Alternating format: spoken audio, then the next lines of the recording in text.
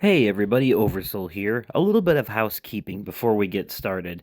This episode took us a little bit longer than we had anticipated to record, as the discussion around the Game Award nominees and our votes and predictions for them became very in depth. So I have taken the executive creative decision to split this entire episode into two different parts. In this first part, you will hear our life updates and media corner, and then in the second part, which will be a separate standalone upload, that will be the part where we discuss the nominees and our predictions for the Game Awards for this year. So, if you are only interested in hearing that part, then feel free to skip ahead to the next episode, the next upload. Otherwise, stick around if you want to hear the rest of it, about what we've been up to lately and the reviews that we have for different things. But just know that this part one is only the life updates and the media corner, and then part two is the actual topic where we discuss the nominees and who we're voting for. Thank you for your understanding and enjoy. You're listening to the Overcast, your joke making, fun having pop culture podcast, brought to you by Oversoul Gaming.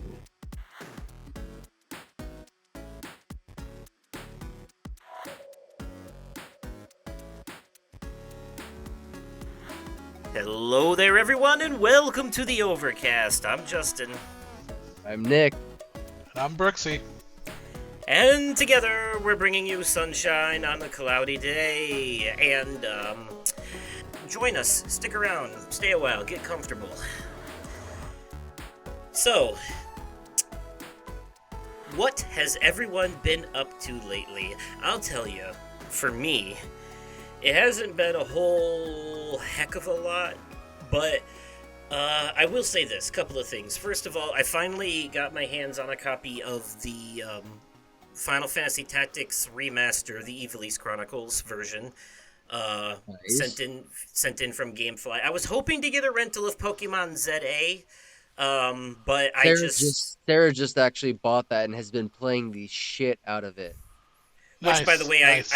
I recently found out I do believe it is pronounced ZA, not ZA, because it's even though it says ZA, because it's about the ranking system that you climb in the game, and you start on rank Z and work your way up to rank A. So Ah, Okay. it's yeah, that's the the more you so it's know. yeah, Pokemon ZA. So yeah, um, I was hoping to get that in, but they were both at the same level of availability, and it was a gamble. But the Ivalice Chronicles, pretty damn good so far. The easier difficulty and some of the other tweaks they've made to the game definitely makes it a lot less grindy. I remember that the original game being extremely grindy, like you really had to do a lot of random battles to level up your job classes to stand a snowball's chance in hell in some of the story fights. And Hmm. this one is way more forgiving. They also introduced an auto battle mode, so you can like set your characters to different, like each party member you have on the field. You can go to auto battle and then give them a certain behavior, like heal allies, protect a specific ally, attack this enemy. And I was worried about the specification of it at first. Like, oh, if I tell them to attack this enemy, are they, or protect a certain ally or heal allies, are they just going to focus on that only? No.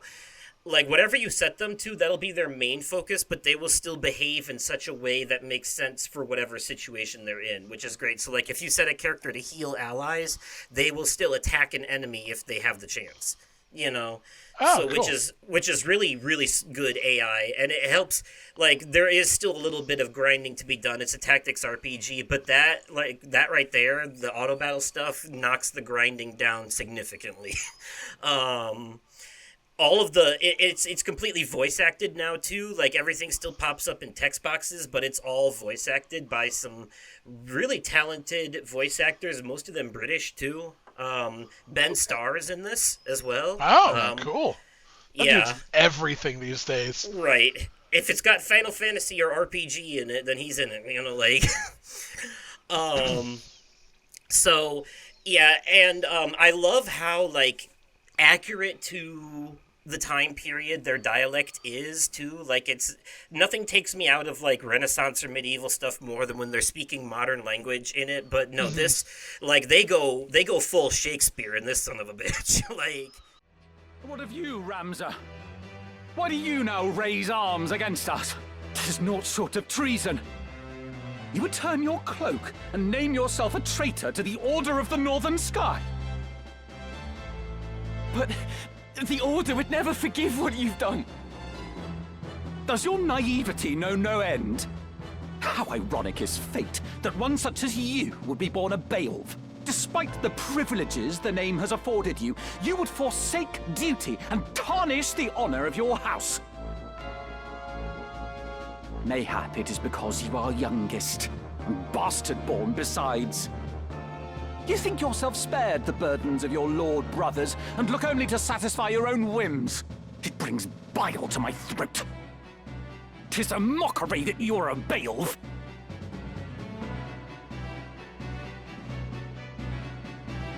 My birth was not of my choosing, nor the burdens that come with it. Of such, you ought know. Spare me the bleating, you are no sheep. You are a Beowulf, self-chosen or not. Yours is a line of champions, of lords among men.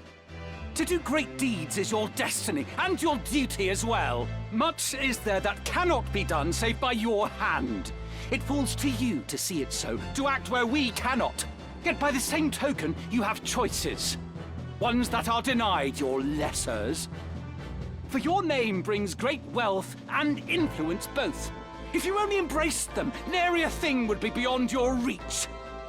Yet what should you do instead but squander your gifts, while I must grasp at scraps that come tumbling? Speak not to me of burdens. Mayhap you speak true, but I will not be made a puppet. Cool. and yeah, so I love that about it.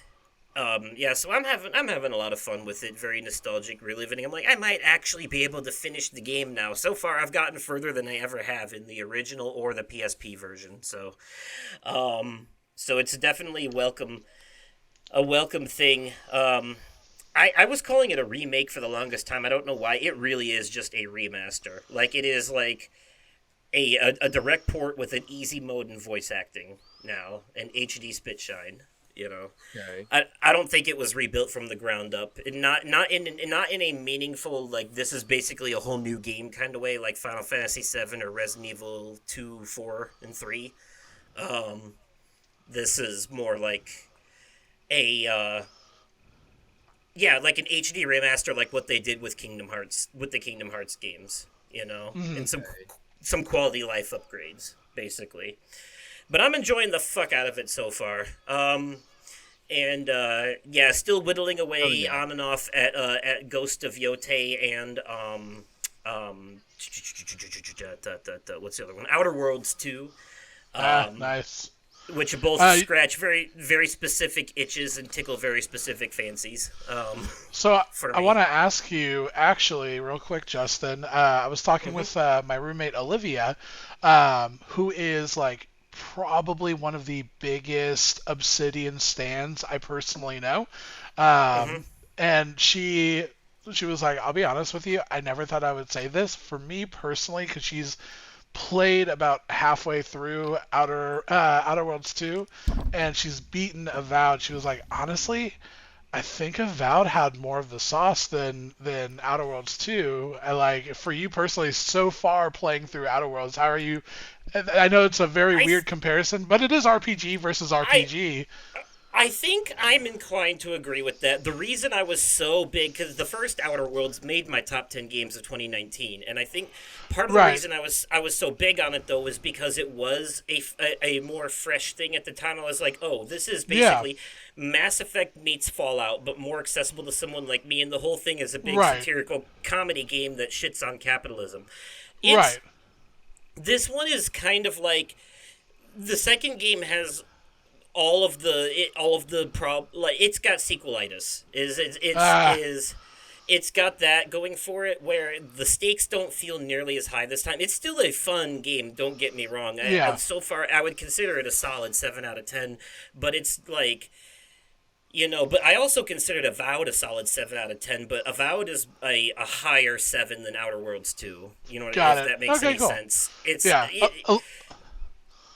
'Cause Olivia it's was the like, person that had that. Olivia was the person that had those Final Fantasy questions I had for you earlier this week, and yeah. as soon as she said that, I was like, "Ooh, I know Justin will have skin in this game. Let me ask him."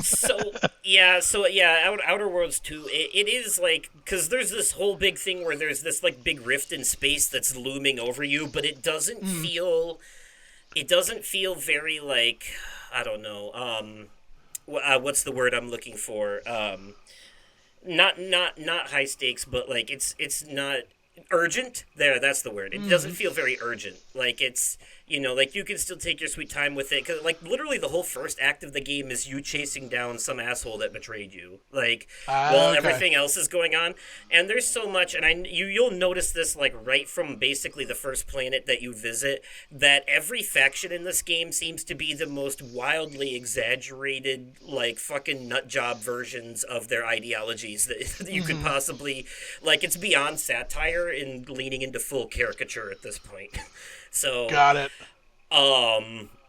so yeah, it does. I don't. It kind of feels like they doubled down. They doubled down on the wrong parts. Like I think they misunderstood Okay. what made the first game so good, and What just gave it? What gave it the doubled down. sauce? Yeah, Got and it. yeah, and that makes it come across a little like less tongue in cheek and more like if Borderlands tried to be preachy. It's like Okay. Got it. you know. Understood. I appreciate that. Yeah.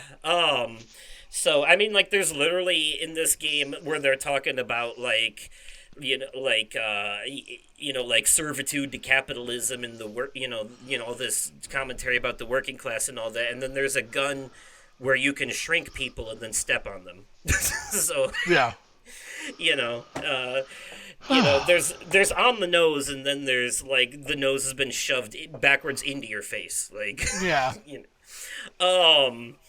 So yeah, but the first game is still great. I am, as far as Obsidian this year though, I'm definitely leaning more Avowed than Outer Worlds 2. Cool.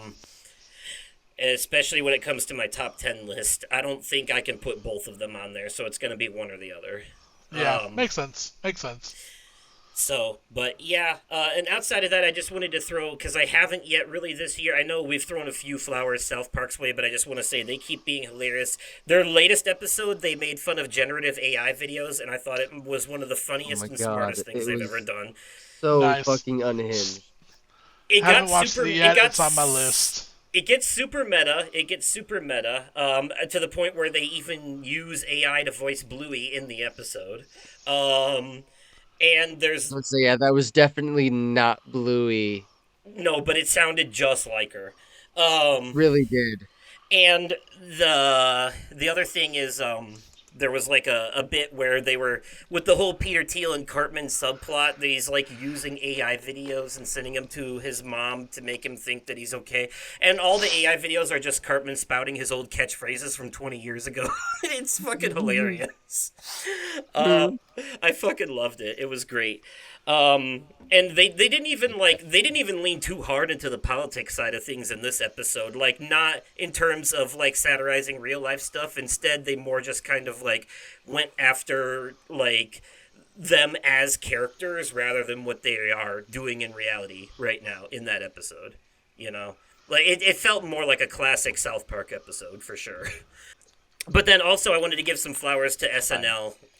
Season 51 of SNL, because I don't think I've mentioned it at all since it started this year on the show, but and it used to be I did like a little like recap of every episode, but I just want to say this year has been really good so far. Like every host has knocked it out of the park. I don't think I've seen a single bad episode this year so far that I would go. Really not.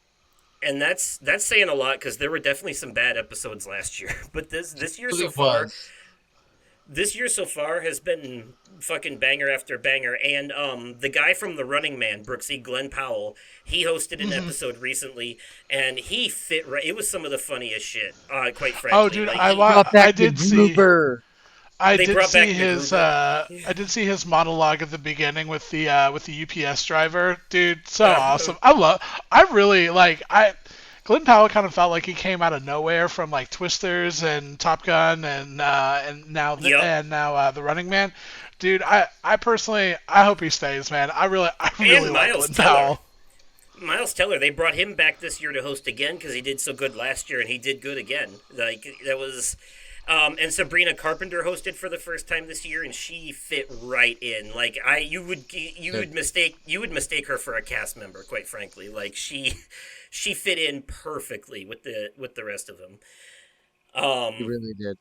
and they've been choosing a lot of hosts that have a lot of balls that aren't afraid to say what needs to be said right now. And Bad Bunny being the I host of the season premiere, specifically to piss off people that are mad about him host being at the Super Bowl, was a genius move. Because his whole monologue was about that, and at the end he basically said, "Hey, if you're mad about me being at the Super Bowl, well, you still got 4 months to learn Spanish." So I you know. cannot wait for the Ana Grande episode. Yeah, the next couple episodes are going to be hosted. There's Melissa McCarthy, Ariana Grande, and I forget uh, who the other one was. But looking forward to all of them. Melissa McCarthy is hilarious. I remember when she used to play Sean Spicer on the show back in the day. It was fucking Mm. funny with the fucking pedestal that moved that she chased people around on. Um, so, but yeah, that's my little shout out on those things. Nick, how are you these days? What's going So on? I've got some things that I want to talk about. So one thing that I left out of my life updates last episode that I didn't remember until it was late. Um, or before the night before, I think it was the night before Halloween. I showed Hmm. Willow Gremlins for the first time. She loved it so much to the point where Yeah. she was she didn't have her own gizmo. So she had been carrying around this little green plush frog, calling him Gizmo, making sure that the lights are always dimmed, never like attempting to feed it after midnight, making sure that getting it wet. It's That's cute. awesome. She knows the Yeah, yeah, yeah. rules. She knows the It's rules. She knows the rules. and that led to, well, we took her to on November 1st, Jordan Creek Mall in West Des Moines. They opened up a Toys R Us. You guys remember the like the bendy toys with the like the rubbery arms with the like the wire inside? I always think of I like a Stretch Man Armstrong kind of a deal. So they had some of those, and a lot of them were horror icons, and they had a gizmo. We went in Oh, there nice. looking for Christmas present ideas. I found some Oh yeah, we things. won. Sarah found a couple things. Oh, found a ton of things. Of course, naturally. Of Um, course. My favorite thing that Willow found for you, though, is crippling debt for Christmas. That's my favorite thing that Willow found for you. Yeah, you didn't mention it in the last episode, but it's probably worth mentioning. It's pretty big fucking news that Toys R Us is back in your area. Yeah, dude, dude, like like, dude, they what a have an dream. entire section. They have an entire section on the back wall that tells like the Jeffrey's timeline, picture Damn. diagram, and everything. Dude, it's fucking awesome. So I literally just Google, or not Google, pulled up maps, I was like, is there a Toys R Us that's open now in San Diego?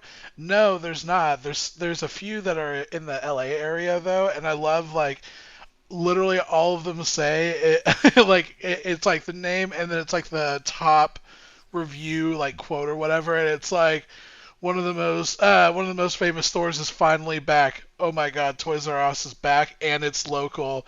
I'm so happy to see Toys you R Us? again. And Yeah. I'm like, this is great. This is just millennials excited to have a toy store, not for them, or not for the kids, for them. Dude, like there's so much nostalgia in there too. I Um, believe it. but I no, fully like believe it. I recently I went to the movie theater not once but twice. I'll be going back again on Tuesday. I have a problem. Um, so went to go this past Tuesday, no, this past Monday night, I went to the theater and I saw the installation of the Now You See Me franchise. Now You See Me, Now You Don't. Hmm. Oh my! I'm not gonna give this full a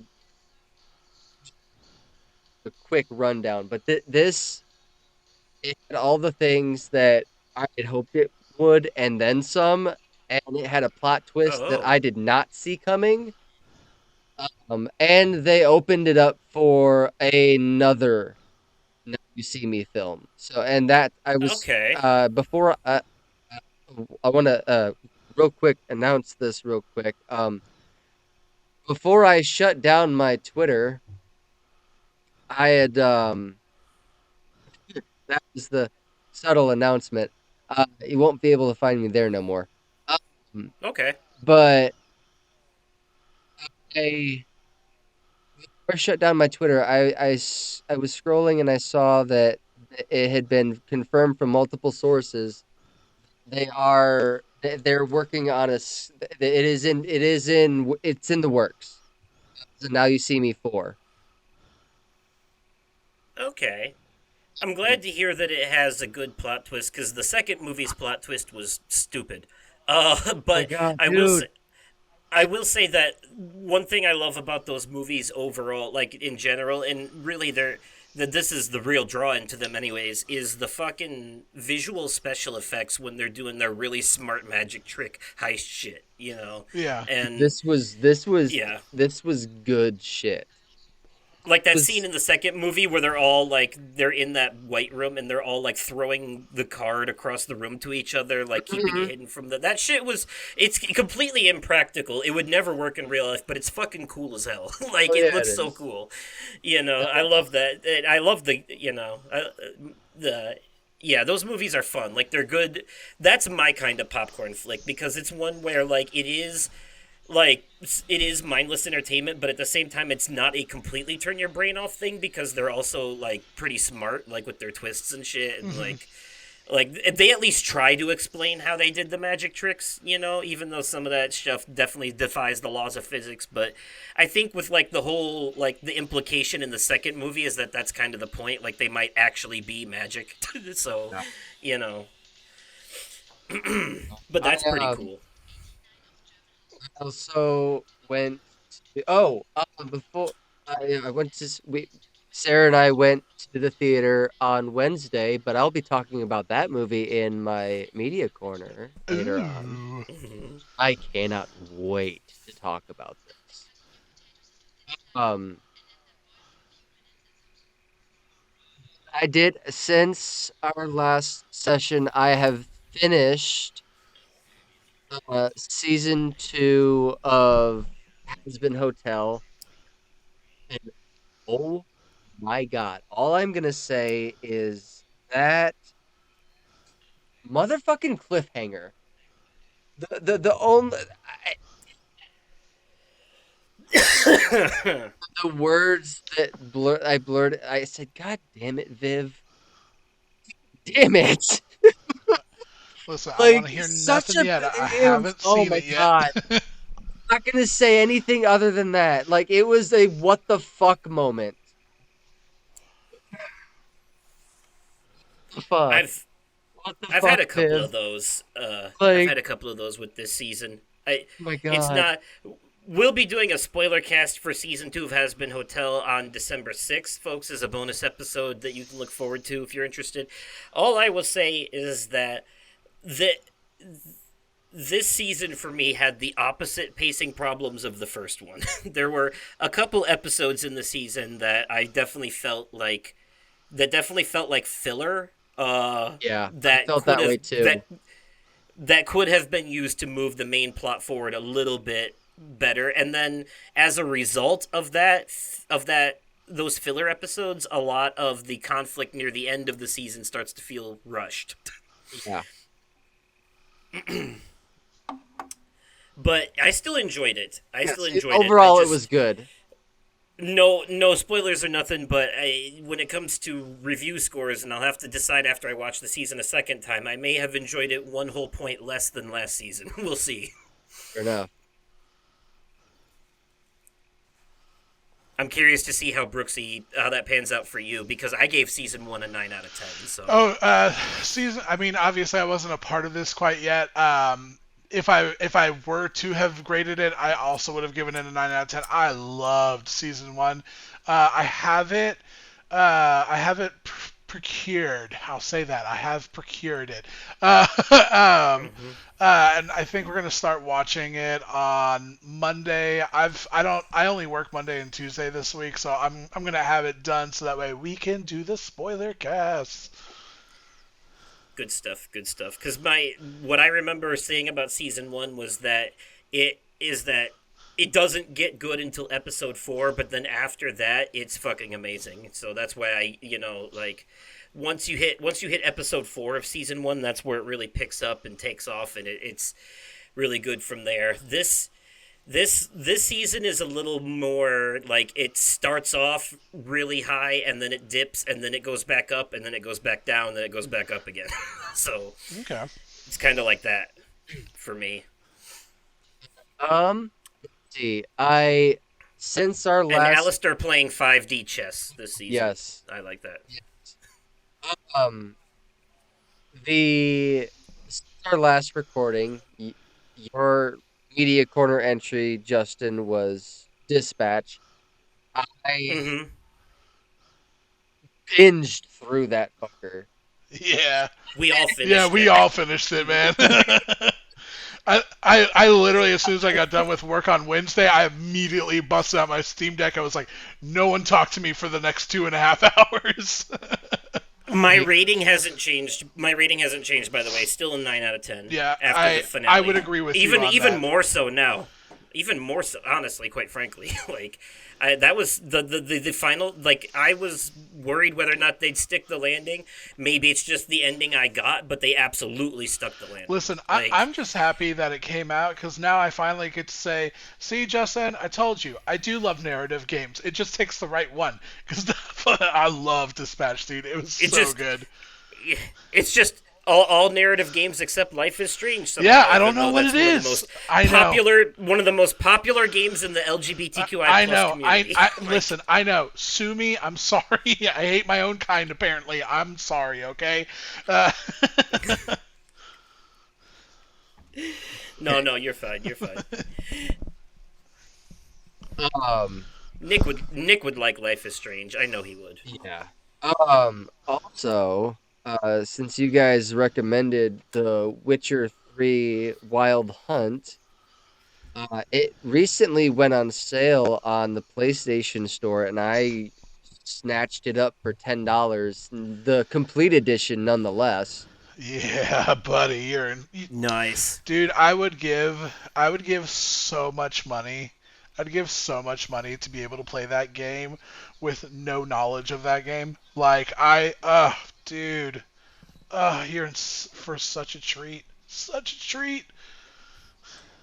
I'm gonna give the So so once I want to play through more of the game first. I am going to eventually start watching the Witcher TV show on Netflix. I love Mm-hmm.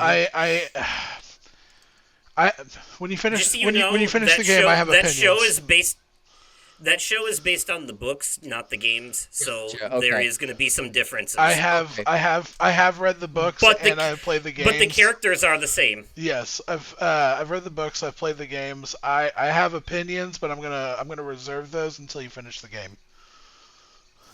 The That might be characters a are while. mostly the same. At least Considering there's like two Geralt. whole DLCs that's included. Geralt of Rivia, At the least the Butcher of Blaviken. yeah yeah Geralt. Geralt, Ciri, and Yennefer are all in the show. Okay. Yeah, I don't think you've met Ciri or Yennefer in the game yet, but they're your Yeah. two potential. Oh, you have. I've Okay. met and I've met Siri. I've heard the name Yennefer, but I don't think I've ran into her yet. So I think you can play it Lady in however black you and white, want, right? but I think so. Yeah. Well, and Ciri is also on the most, the main character of Witcher 4. Yeah, which that has me excited. So, yeah, I think like canonically, Yennefer is the love interest, and Ciri is something of like an adopted daughter. But I do think the game gives you the option to pursue a romance with either of them. For my our wrestling fans out there, our wrestling listeners, um the rest Nick and Joe's wrestling recaps will be back on. We will be covering Survivor Series War Games, so you guys can look forward to that. Okay. Nice. Who does work Saturday nights now? So he will be recording more than likely on like Sunday nights. Nice. Whenever we do the recaps, but for you guys that won't matter. Uh, Wrestling recaps is back on. Okay. Hell yeah. All right. Well, Brooksy, take us home in this here section. Yeah. I mean, honestly, dude. I've been so effing busy lately. Just between work and the People's Core. We had a meet. Yeah, I figure you've been quiet this week. Yeah, it's not been against y'all by any means whatsoever. Dude, I wish I had time to breathe. Like I really do. Um, but no, work's been like stupid, crazy busy, and it's because at the time of this recording, it's the Saturday before Thanksgiving, and I know I've talked about it a few times, but I do staffing and recruiting, and essentially like it's been essentially like the big push to try to get as many interviews set up, things moving, all of that stuff before hiring managers, leadership, HR, everybody's taking time off. Like half of my clients like are not even in office this entire upcoming week. Um, so it's basically like we need to try to get everything set up as much as possible before they leave and like get like dates fully like set up for like next interview or final interview or start dates like right after Thanksgiving week. So it's been nuts. Like I work a lot in Central Time hours because I'm originally from Texas, so that's a big market that I really enjoy working in. So I normally work my time of Pacific time from like 6 a.m. to 3 p.m. is like my normal hours. I've been doing a lot of like 5:15 to like 4:30s all of this past week and a half, 2 weeks, just to like really try to get things done. I've been working with a candidate all day, even today, just trying to just trying to make shit happen before Yeah, we go buddy. into full. Yeah, dude. Like yeah. Here's the thing. The bag, of course, I always care about the bag. But at the same time, like, dude, it brings me so much joy to be able to help people be able to go to their Thanksgiving dinners with their family and everything, to be able to like be like, so what's new with you, and be like, I just got the job, like that. Having those conversations with candidates, or talking with my clients of like of their excitement, like that's what's really driving me right now. And but it's just been crazy. Equally, like really ramping up with the People's Core, like where I'm helping them get their kitchen fully set up and running. Sam, she's like really big into estate sales, and she came across a restaurant estate sale, like a restaurant that was kind of closing down and trying to get rid of their stuff. I was able to get a reach-in cooler, dude, a reach-in cooler for $80. And I'm like, yeah, dude. I was like, those things are like 5 grand used. So for me to get one for $80, what a steal. So like, I'm like working with like the leaders of People's Core and their entity and all of that stuff. To like bring down like the cooler. I also got like a dozen 12-inch fry pans. I also got like a commercial grade rice cooker. I also got some Sani buckets, some aprons. Like I got a bunch of stuff for like super Hey, cheap. Um, so I'm trying to coordinate to get that dropped off this upcoming Monday. I'm actually one of the one of the members of the People's Core. She has her own separate thing called Lunch at the Park, and here in San Diego, there's a huge area called Balboa Park, and it's essentially like, heard yeah, Balboa Park is sick, dude. It's like a dozen museums and like an arboretum and a botanical garden, and like it's just super cool to walk around. There's like a free orchestra area. Like it's a really cool like historical part of San Diego, and it's really good to go if you love Pokemon Go. Oh, dude, it's like the most lit. nice. It's like the most lit place for Pokemon Go. Hmm.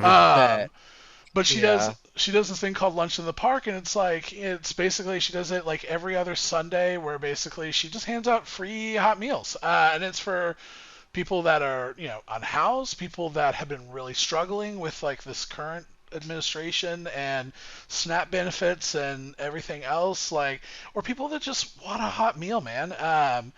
So she's been trying to get people to find people that know how to cook to be able to help, because it's really just like two or three of them that know how to cook, and they usually feed like 100 people. And I was like, yeah, dude, like I'll help out. Like I'm not cooking for People's Core this weekend, so I'm gonna wake up early tomorrow morning. I'm gonna make some mac and cheese, and Sam's gonna make some green bean casserole, because they're gonna do like a cafeteria potluck Thanksgiving style kind of deal tomorrow. Yeah. Um, so like I've been that's why I've been kind of like full like What kind of full mac and cheese quiet are you mode. doing? So my mac and cheese, I have to tweak my recipe, because they want to make sure things are vegetarian friendly, because we've got a pretty like San Diego's very like health conscious, so like there's a lot of people like vegetarian or vegan or whatever it may be. So they were like, hey, whatever you do, like you just make sure it's vegetarian. And normally when I make my mac and cheese, I usually use bacon fat for the roux, because it just Hmm. adds the extra oomph. Yeah. Um, and That like is the most fucking Texas thing you've ever said. hell yeah, brother. Like, quite It's frankly. just it gives it that hell yeah, brother. You know what I'm saying? Like, You want the good mac and cheese? I tell you what, man, you gotta put that bacon fat, bacon grease in dude. that son of a bitch. You know? I'm Oh my telling you, because normally I also put bacon crumbles on top, right? Because I have that bacon Yeah. fat from putting the bacon crumbles on top of it. Um, but normally my Got my mouth watering over here. All right, so Nick, my mac and cheese. So what I do is I turn on the oven. I take some full bulbs of garlic, and I take some shallots, because shallots have like a garlicky Mm. flavor. It's like a garlicky flavored onion, right? And I take those and I wrap it and then basically make like a bulb shape thing out of aluminum foil, and it's called tinting it. And it just basically like it's almost like broiling the garlic and the shallots. And just throw a little oil and a little salt and pepper on top of it, and kind of mix it all in.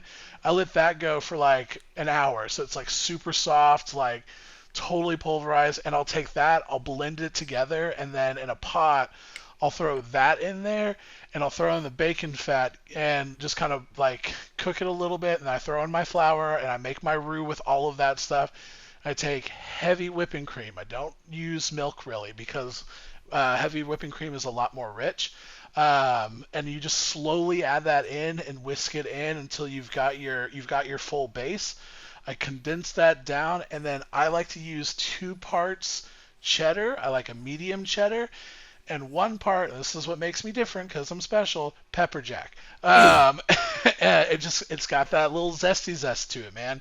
And I mix that all together. I'm very much an elbow mac kind of person. I'm a classic kind of guy. And I'll mix that in and then put that in a pan, and I'll put some extra shredded cheese on top, and then on top of that, I'll take some panko breadcrumbs with some butter and mix that together and put that on top, throw it in the oven for like half an hour, and then turn it to broil for a couple minutes, pull it out. Dude, it is gas. It's so good. I love my mac and You need to cheese. send me that recipe. I'll do it. Yeah, dude. I'll absolutely send it to you, dude. It's so good. Like it's so good. Like, dude, Oh I'll man. even, dude. Whenever I come up for wedding and shenanigans, dude, I'll make it. I don't care. Like, I'll like, That, um, oh, yeah, man. dude. Happily, I'll Walmart When make did is that. we? when, literally right down the street from I us. got you. when did we become a cooking show? Now, Like, Justin, I'm taking we over. gotta we Amazing. we gotta add an extra section to the show now. Brooksy's cooking corner. It's like, I'll share my on today's recipes. episode, my special mac and cheese. I call it the Timothy Shallot Oh May. my goodness. It's shallot, man. Get out of here. Oh man. No. It's cheesy as Yeah, fuck. and Just like that his mac and cheese. I was gonna say, I was like, you had to use cheesy, didn't you, Nick? Love it. But Nick sets him up and I fucking spike him, bro. good That's been the God. dynamic for years. Okay, but digressing from the Met, because I'm not gonna lie, I'm real excited for today's topic. One thing I do wanna highlight is Sam and I had quite possibly one of the best date days we've had in years this past weekend. Not yeah, last weekend. Um, we woke up at 4 o'clock in the morning, not intentionally, but because our big dog Fitz, decided to throw up on the floor. So that's how we started our day, which normally is like, all right, well the day's already cooked. But instead we both just laughed hysterically about it, and we just like we got back in bed, and we were just hanging out talking, pulled up my phone, we were watching some TikToks, and then our roommate Allie texted us because she also I normally wake up really early because I do for work and all of that. um Allie also wakes up early for work and all of that. So she like while we're scrolling through TikToks at like 6 a.m. she sends us a TikTok. I'm like, well, Allie's up. And so I text her and I'm like, yo, like you wanna go get breakfast? And she was like, hell yeah. So like the three of us left our house, and um there's like a mom and pop breakfast place that's in Escondido, which is a town like 15 minutes north of us. And it's like a real like Republican red-blooded American vibe in there, and which is something you don't really think of when you think of Southern California, but people forget San Right. Diego County. Like we're a huge military county. Like we have Camp Pendleton. We have one of the largest Navy bases in the entire country here. Like we've got it's quite mixed here in San Diego. But dude, I had chicken fried steak and eggs for breakfast with some hash browns. Nice. It was the best chicken fried steak I've had in California. It was like it was actually good, which is what marks it as the best one I've had in California. Um, we did that. We came back home, Sam came into the office with me. We played a few hours of Silent Hill F. That was awesome. Uh, we headed out, and like we've actually been having some real rainy weather these past handful of days, including that day. And so we were like, let's go see a double feature. So we went to go see a couple movies, one of which I'm going to talk about in our media corner entry. One of them was super dope. One of them was super weird. But we had a blast with it, and we decided to have a little treat yourself moment afterwards. And we went to Barnes and Noble, it's Sam's favorite place in the world. She grabbed herself like like 4 or 5 books, and she had a huge stack. She was so excited about it, and we went over to Best Buy as well. I was kind of looking through some stuff, and it was rainy weather, and I saw a Lego set that is the Cullen house from Twilight, and I was Nice. like, ooh, Twilight Marathon building the Lego set while watching this, that seems really dope. Um, was it Nice. expensive? Yes. Did I put it on a credit card? Maybe. Was it worth it? Hell yeah, brother. But I got it, and we watched through the first movie. I'm like a sixth of the way through the set. Like it's a big set. Like it's over 2,000 pieces. And and we the next day we watched the second movie, built a little bit more, but no, man, like we just like, and I don't know, it was just like one of those days where like it was just a really good day, and it was a day that it was for the most part outside of breakfast, it was just Sam and I. And we haven't had the opportunity to do that in a while, and it was just awesome. Like I love my wife, and I we don't get to do this very often, and we finally had some time to, and we said fuck it, we ball, and it was awesome. Yeah. Yeah, yeah, man. That's work's been nuts. Volunteering's been nuts, and Sam and I had a real dope day together. Hell yeah. Did you guys go to a like a Mm. meet and greet with grandson? Oh my God, how did I? I'm so sorry. I don't know how I dropped that. Nick, thank you for reminding me. Yeah, on top of the super awesome days Sam and I had bought Sam tickets for her birthday months back in July for a VIP experience with one of our favorite artists, an artist that Nick has come to really appreciate, and an artist that Justin thinks their name is hilarious, Grandson. Um, Mm. that Oh, I thought you were gonna say kneecap. That was the no, funny no. one. Well, it's because I said kneecap and then I mentioned grandson. You're like, what are these names, Brooksy? Yeah, I like how all the bands you listen to, their names are just proper nouns, Yeah, and did like, you? Fun fact for you, Justin. Did you know that grandson calls his fan base the Grannies? interesting. Yeah, but no, it was awesome. Awesome. Again, grandson, it is take the political vibe of Rage Against the Machine and incorporate the sound of Linkin Park. Like, is that a pretty accurate description, Nick?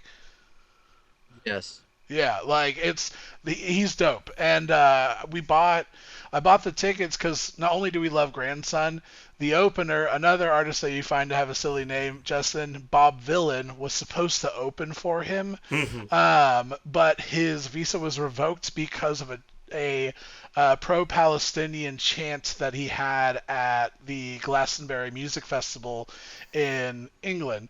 Mm. And that's something actually Grandson did talk about while he was on stage. Is like I think it's horribly strange that a British punk band speaking about a Middle Eastern conflict while he's performing in the UK got banned from the US. Make that make sense to me, and it doesn't. Um, so especially when it's just talking about like genocide being bad. Um, Yeah. yeah. So, but I got these VIP tickets, and VIP it had a meet and greet. And so we we got in there super early. We got to watch a sound check. He played 3 songs, and he played some older music. Played Riptide, which was awesome to see because he did not play You that. sent me a Hmm. you sent a video of that, and that Yeah, oh dude, yeah. It was like that was awesome. there were only 35 people that were there for the VIP experience, so like super tiny group. Like it was so dope, and like he did that. He opened it up for a Q&A session.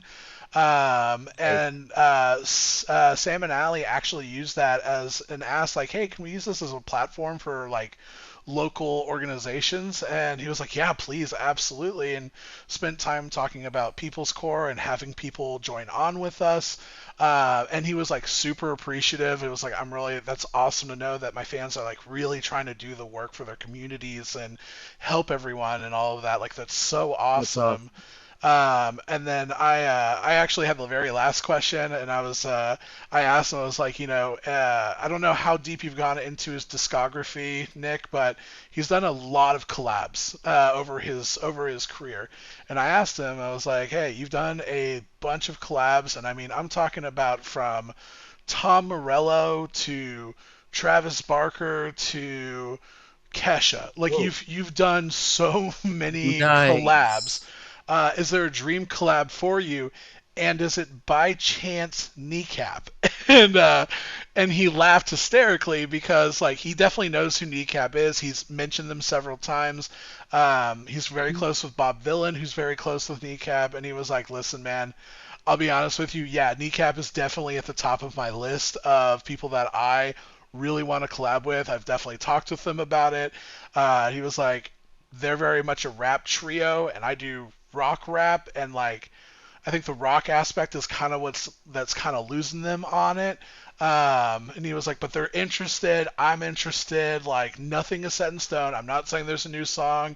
I'm not saying we're working together. What I am saying is, yeah, man, Kneecap would be an artist I would really love to work with. And I'm like, oh God, I hope that happens one day. Um, but we did that. We did a group photo. He left, and he was like, hey, there's some like random fun little game things and like that you can go and do. And it was like he had like a he had like a phone that you could pick up. It was like a rotary phone, but you would pick it up and you would just leave a voicemail for grandson. So you could like leave him a personal message uh, Awesome. and what's crazy is when the show opened, he plays those recordings. He play and it's like Jeez. little snippets of them, and I'm like, that's so dope. I didn't know that until the show started. And then Cool. he had that. He had target practice with fascists. And it was like Nice. it was Nerf guns, and it was just cardboard cutouts of Elon Musk and Donald Trump. Uh, That's great. That's and fantastic. yeah, dude, it was so cool. But we did that. I bought my weight in merch. I bought a signed vinyl record. Um, they gave us a free tote, and inside of it was a little extra note that was like, "Thanks so much for like doing this. Like, because of people that are doing VIP, it allows me to do like these full tours and get them set up and everything else. So, like, thank you so much. As a thank you, here's a QR code for an unreleased song that's going to be coming out in about a month and a half that I'm going to be playing tonight as well. The song rips. He even said towards the end, he was like, I don't know if you saw in there's a little QR code thing. Please, I'm going to be posting it online in about 3 weeks. Pretty please don't post it. I beg of you. Like, you tell people it exists. I don't care about that, but like, please don't share it because I want people to experience it like through me and all of that. And I was like, yeah, it totally makes sense. The show itself, like, absolutely ripped. It was good energy. He talked repeatedly about how inclusive and supportive he wants the crowds to be, and like pick people up in the mosh pits. Like, don't be a butthole. Like, if you get elbowed, you get elbowed. It happens, but like, we're all here to have a good time and to let out some of this anger about how effed up this world is right now. And my favorite part is before he went into his hit single off of his new album Inertia. The song's called Brain Rot. Um, Such a it's banger. such a good song. Before he went into Brain Rot, He was like, by the he was like, I want y'all to know, like, whatever you can do in your community, like, do it. Like, seriously, please do it. There are people currently right now in this crowd that you can reach out to that I personally got to speak with that are doing things in this community. Like, please talk to the people to the left and to the right of you, because there are people here that are doing the right things for San Diego, that are doing things right for California, the United States, this world. Like, reach out to your neighbors. And so myself, Sam, and Allie all looked at each other with our jaws to the floor of like, oh my god, did he just shout our conversation out like in front of the whole crowd? Like, Awesome. dude, this is so cool. It was That's such an amazing. yeah, dude, it was such an awesome show. I loved it. I can't wait for him to come back. Like, it was, dude, grandson's so cool, like, so cool. But um, yeah, I know I said I didn't have much. I guess I had a fair amount, a fair amount of stuff going on. Nope, That's nope. Fair that's enough. that's Fair awesome enough. though. To have that interaction with grandson, that's pretty cool. Yeah, dude, super nice dude, super nice dude. Like, oh Yeah. god, I can't wait for him to come back. You got to see him if he comes to Iowa, man. Yeah, I'll Um, definitely have to look into that for sure. Yeah, and his tickets aren't expensive either. I think like just for like the regular tickets, they were like 30, $40, like nothing crazy or anything like that. If he, um, if and when this he is comes back to San Diego, Yeah, do another VIP meet and greet thing. Maybe, yeah, maybe, probably will. Yeah, maybe mention Iowa. So I can definitely do that. more so the Des Moines metro area. You got fans in Des Moines, bro. I will like, dude. Please make it happen. If he makes that happen from our conversation, I'll fly out myself, dude. Oh I don't care. yeah. All right, everybody, here we are at the Media Corner, the part of the show reserved for news, reviews, recommendations, sometimes previews. I'm actually opting out of this one. I don't really have anything. I was going to do a recommendation for It Welcome to Derry, but I think I would put a pin in that and come back to it after the season ends, see how I feel then. Nice. So Nick and Brooksy both have something, and I know Nick's super excited to get to his thing, so he's going to go first. Yes. So for the last episode, I mentioned that Sarah and I had tickets for the premium early access screening for Wicked for Good on Wednesday, November 19th. As of Yes. this recording, it has officially hit theaters. It hit theaters yesterday. Um, there's a lot to say about this. Before I get into the nitty gritty, want to take a second to mention the all of like they had option to make the popcorn pretty. They had edible glitter Oh that God. that they put on that was pink and green. So of course, yes, we did that. Of Um, course. I got us each a souvenir cup with Elphaba and Glinda on them. And I ended up getting the Wicked for Good T-shirt that they had at the theater, like $20. Um, now, will say anybody that has seen musical, what you know about some of the songs, throw that out the window Oh. because Steven Schwartz himself, this is this is not like for anybody that hasn't seen the movie yet. You have access to the soundtrack. The soundtrack is out. This is no longer a secret. This Steven Schwartz himself rewrote some of the songs to include new numbers. and quite tastefully, might I add, including the opening number, which is Every Day More Wicked. Elphaba has a slight bit in this where it has it's her snippet of this of the song is is sung in the tune of The Wizard and I. Okay. Okay. They also have a part for Glinda in this song, sang by her ensemble, uh, in the tune of there's that one part in What Is This Feeling where they go, Glinda, uh, you are just too good. Do you stand it? I don't think I could. They had they d- different lyrics, same tune.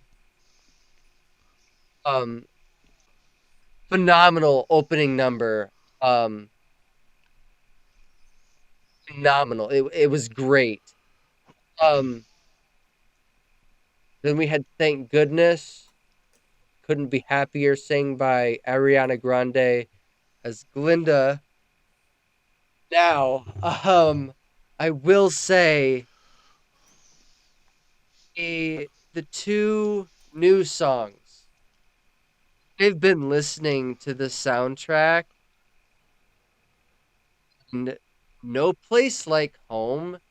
It's so fucking hard. Is to give you an idea of what it's Elphaba explaining to the forest animals that if they stand up and speak up,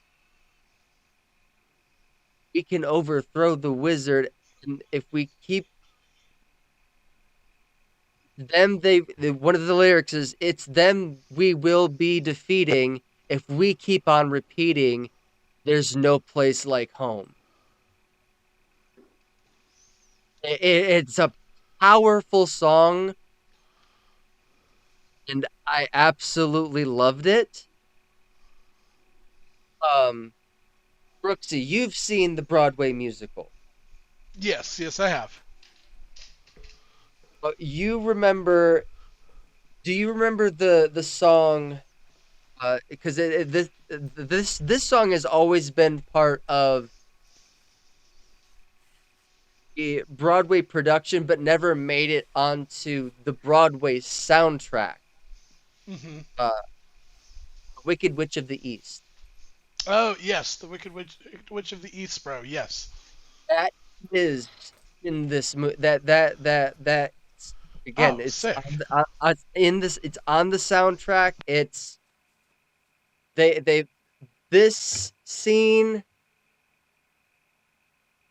Marissa Bodie, her performance as Nessa Rose in this,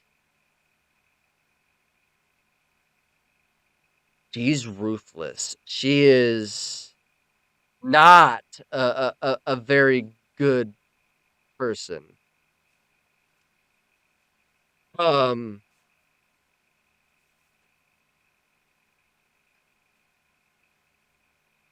then we had Wonderful, uh, and this is another one that Steven Schwartz kind of like he wrote a little bit. Was initially a duet between the wizard and Elphaba. Well, we've added Glinda into the mix now. Glinda has parts in this song, and it's hits. It slaps. It really does. We had the skip over the I'm Not That Girl reprise, but the intense the passion behind the performance between Cynthia Erivo and Jonathan Bailey for As Long As You're Mine. Oh my god. The passion in this scene was tense.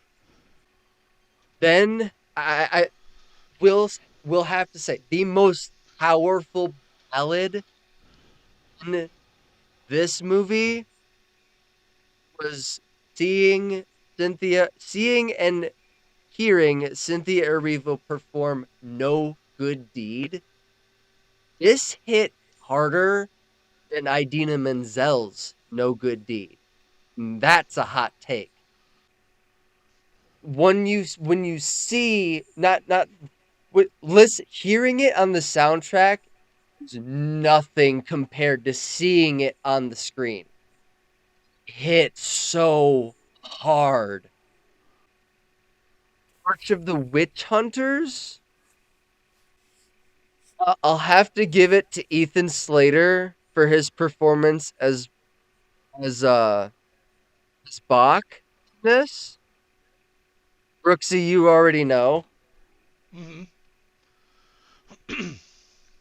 Very angry, and rightfully so. Um, but this one is another one that hits really fucking hard. Girl in the Bubble, love the message behind this because this is the message behind it is Linda is finally realized what it means to be Glinda the Good and fully finally embracing the title Glinda the Good. And not going to say what she says to the wizard, but when comes to it, it's like, goddamn. um, then we have the title track, a duet between Cynthia Erivo and Ariana Grande for Good. Oh my god, this performance was emotional as fuck. This entire movie was an emotional roller coaster. When I say I thought I was mentally prepared for this, I was not. You think that you are mentally and emotionally prepared for the roller coaster that you are about to go through? Trust me when I say you are not. It's this movie hit on a lot of different cylinders. Had a very, very dark undertone, completely different from the first movie. But it definitely stuck the landing. And there was see you saw the musical, so you know the Hmm. twist at the very end. When I watched the musical on YouTube, I completely missed somehow. And when it was revealed,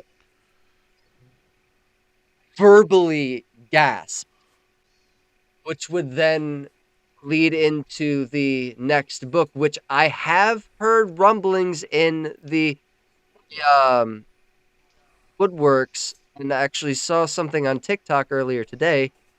Steven Schwartz uh, had a conversation with uh,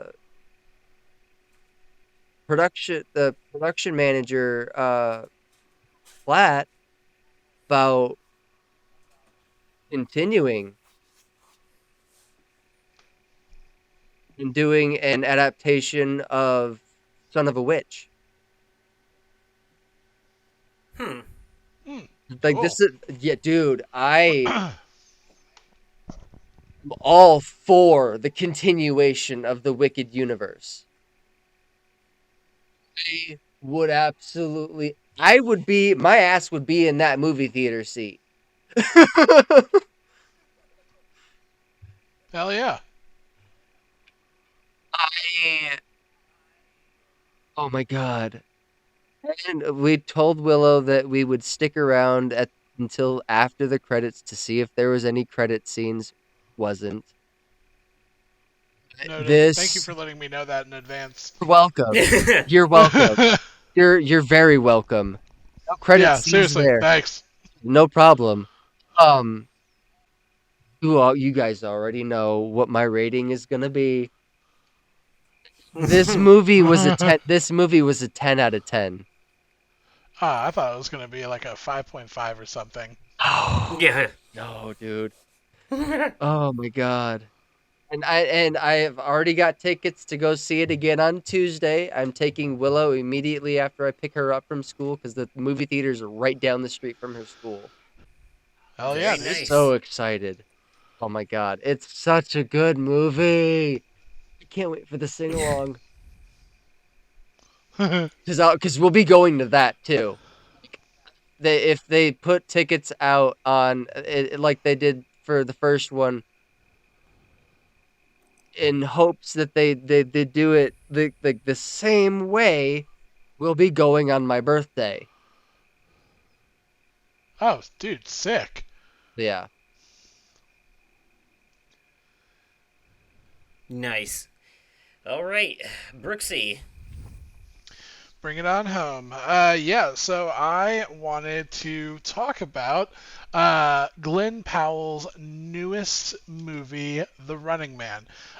This movie was originally a book created by Stephen King under one of his aliases that he used to use once upon a day.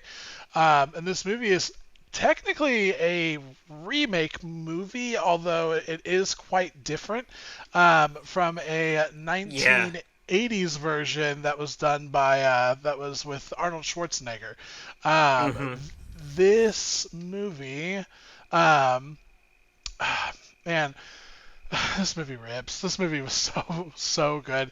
The whole premise of the movie is essentially in the quote unquote near future, and tell me if this sounds familiar at all. The United States is ruled by an authoritarian network. Most viewers live in poverty with little access to health care. And the whole premise of this movie is around the main character, Ben Richards, played by Glenn Powell, who's a blue collar worker who cannot afford medication for his infant daughter. This authoritarian media network has a number of different game shows that are all at the expense of the players themselves. Like, there's very early into the movie, I wouldn't consider this like a spoiler or anything. Like, he's watching one of the shows, and it's like essentially a hamster wheel, and every time somebody answers a question, uh, whether if they get it right, they win some money, and whether they get it right or wrong, the hamster wheel speed increases, and they continue playing until they eat shit. But the most popular show that's on this media network, this meta network, if you will, is the most popular show is called The Running Man, and essentially what this is they take three quote unquote bad people of society and give them a shot of redemption, where basically as soon as the game starts, they have 12 hours to go anywhere they so choose inside of the United States, and the goal is for them to live for 30 days. And that the entire United States, all civilians are fully authorized to be able to kill the person that is the running man.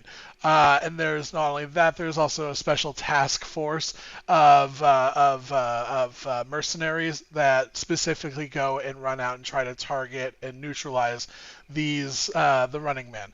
Every single day they survive, they get a certain lump sum, and if they survive the full 30 days, they receive $1 billion. The show's been going on for like 30 years, and the closest anyone had ever made it was in the very first season, and had made it 29 days. And Wow. so, yeah, that's essentially kind of the premise of it. And Glenn Powell, basically, he has a daughter who is sick. He can't afford medicine, and he's been blacklisted from essentially being able to work in general for what has been called insubordination, but it's essentially he's been helping his colleagues not die on the job. Oh, And they've jeez. classified it as insubordination, so he can't work. The only option he has is doing a game show, and he ends up being on the Running Man. The whole movie follows him through the days of this game and him trying to live and survive. The movie is bonkers, like absolute, like pulse pounding, adrenaline charging, like crazy nonsense of him just trying to survive. There's actual rules that are in this game where essentially like every single day they have to record themselves with a recording device they're given for at least an hour, and then they have to deposit in essentially one of their mailboxes, and the mailbox is like once you put any kind of mail into it, it becomes a drone and flies off. So that way they can track that you're alive and that you're still doing the right things. You're not just hiding under a hole. Like you have to keep moving essentially. Um, this movie really tugs at the current the current status of our political environment. It directly attacks the healthcare concerns that we have, and it directly ties itself into what has been happening in the United States of a resistance movement as well, and a full work towards a revolution. Um, it's got a full star-studded cast. Like it's got Glenn Powell, it's got William H Macy, who I always think of Frank Gallagher from. I love Frank Um, Gallagher. yeah. Like you've got Frank Gallagher in it. You've got Josh Brolin, aka Thanos, in this movie. And for me personally, He was also in Weapons. yes, also in Weapons. He and my favorite character in this movie, Michael Cera. Michael Cera is essentially who I aspire to be as an adult in this movie. That is who I want to be. Is I want to be Michael Cera. I genuinely wish he had more airtime in this movie because he was the best character in this entire movie. Um, but there's direct ties to different current active political revolutionary groups within the United States today that are directly reflected in this movie. It is a movie of hopelessness and hope at the same time. And it is just incredible. I loved it. There are, like most action movies, there's some pacing issues periodically throughout the movie. Sometimes messaging gets a little muddied up, but it never lost its eye on the prize for me. I was really surprised to find that this movie actually got some relatively mixed reviews. It got on Cinema Score, it got like a B plus. It's kind of all over the place on things like Rotten Tomato, which honestly personally really shocked me. I thought this movie was incredible. I really don't want to give any more details than to just please go see this movie, or when it does come out on streaming, services because this movie was like, I think this movie cost, yeah, budget for this movie was 110 million, and in the first week box office it only made 33. So it's very likely going to be on an HBO or a Netflix or something like that pretty soon. Um, Okay. Yeah, I do want to see it. it is so I good. like the premise.